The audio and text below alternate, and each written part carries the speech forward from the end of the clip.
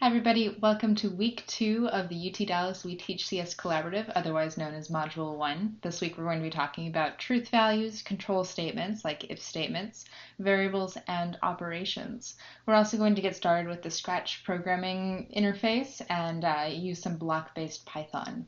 So this video is all about getting started with Scratch. So ideally at the end of this module, you'll be able to make a simple game like this.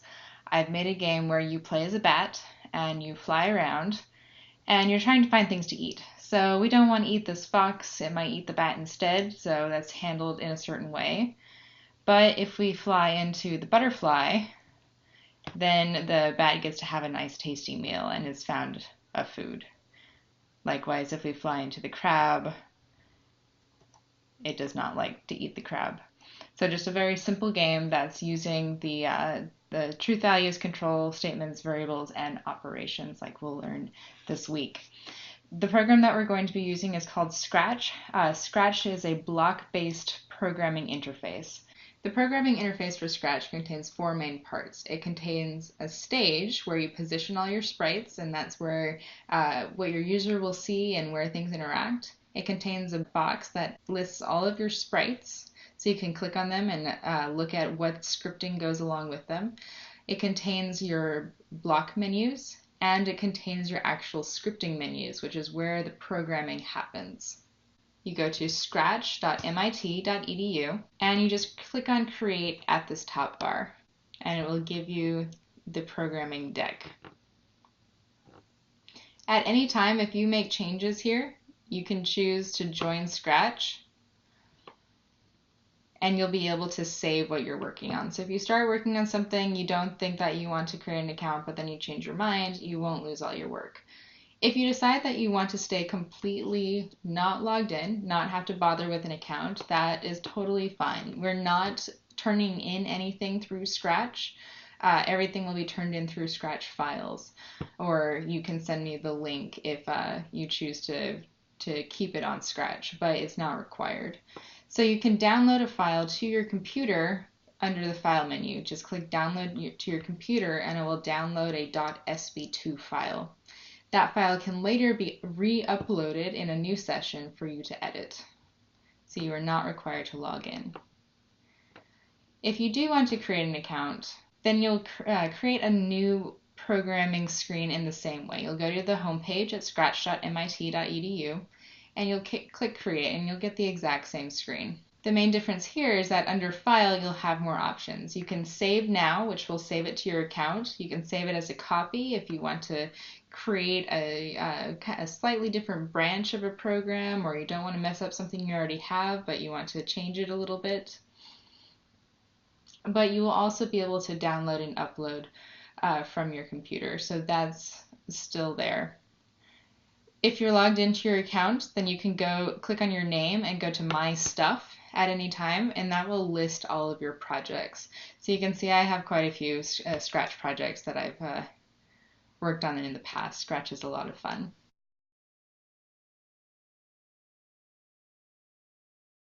Now that we've had the Scratch tour, let's put the bones in place so that we can move a sprite around using our keyboard. So I have the new editor screen open, and let's just go ahead and give this a name. Let's call it something like Module 1 Intro, or something like that, whatever you feel like naming it. Our goal is to be able to move the cat up, down, left, and right using our arrow keys. So in order to tell it that we want to do something using the arrow keys, we go to Events. There are lots of options here: when the flag is clicked, when the space key is pressed, when the sprite is clicked, and so on and so forth. We want the second one. It says when space key is pressed. So that sounds a little weird. Why would I want to do something when the space key is pressed when I just said that we want to do something when up, down, left, and right is pressed? This block has a drop down associated with it. A lot of these blocks do. So when you see this drop down, you know that it has hidden options that is not showing you right off the bat, but you can change it. So instead of space key, let's start off by making the cat move to the right. So click the drop down menu and go to right arrow. So now it knows when the right arrow key is pressed, it wants to pay attention to this block and do something. But right now there's nothing attached to it, so it's not going to do anything. I can press this right arrow key all day and nothing's going to happen. We want to add some motion to it. So to add motion, go to the blue motion menu. And we have a lot of options here. So move 10 steps is a good start. It will move us in the direction that the cat is facing.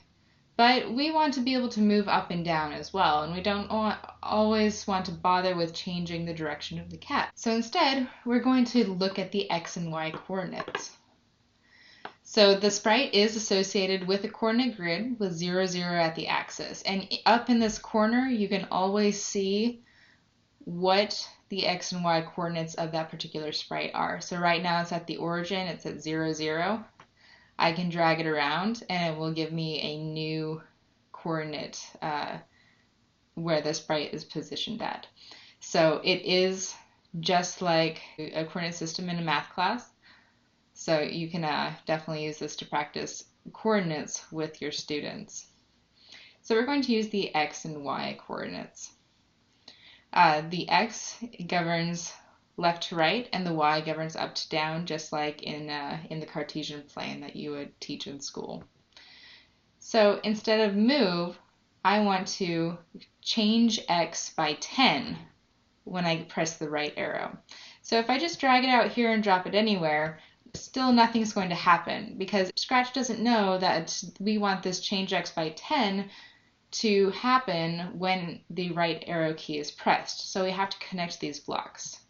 So you pick it up and you drag it until you see that highlight and it snaps in. Now this has formed a single block group that will happen together. So when this right arrow key is pressed, then we will take our X coordinate and we will add 10 to it, and that will be the new X coordinate of the cat.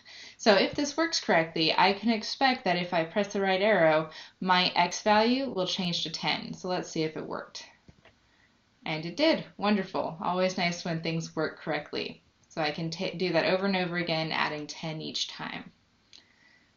Now let's make it move the opposite direction. We want it to move to the left.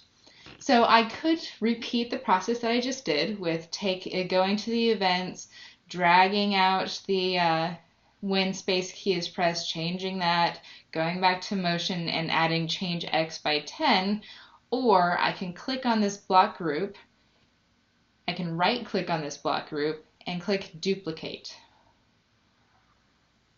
So now I have 2 of them. And you would want to duplicate blocks when you have something that is extremely similar. So to move left, we just need to change a couple things in here, but the main format is the same. So we want to change this right arrow to left arrow. And now we want to go backwards. So instead of adding 10, we want to subtract 10. But, subtracting is the same as adding a negative number. So we're going to change X by negative 10. So now we're at X equals 100, Y equals 0. We can expect that if I press the left arrow, we will end up with X equals 90, Y equals 0. So let's test it out. And it's working. So now I can move both left and right just by pressing the arrow keys. And you can press and hold, and it will do it over and over again too. We have 2 more we need to do. We need to do up and down. This time, I'm going to go to events, I'm going to drag out that when key is pressed, and I'm going to select up arrow. Now, I didn't duplicate that block group again because this time we're not changing X, we're changing Y. We want to change the vertical coordinate, not the horizontal. So we can go to change Y by 10 and snap it to that new block. So now if I press the up arrow, we will go up. And again, just like we did with left, we're going to duplicate this block group and switch it to down arrow and change by negative 10. So now our cat can move in any direction. So our movement buttons are working just fine now, but it looks a little bit strange. It kind of looks like the cat is moonwalking when it moves to the left. So let's add a flip to our left and right movement so that it looks like the cat is oriented in the right direction when it's walking left or right. So under motion, we want to use the point in direction block. So we want 2 point in direction blocks, one for left and one for right. Again, these have a drop down menu. So if you click on 90, it will say 90 is right and -90 is left. So we can actually drop this into an already existing block group. So when the right arrow key is pressed, I want it to point in the right direction and then move. So I'm just going to drag it right in between these two blocks.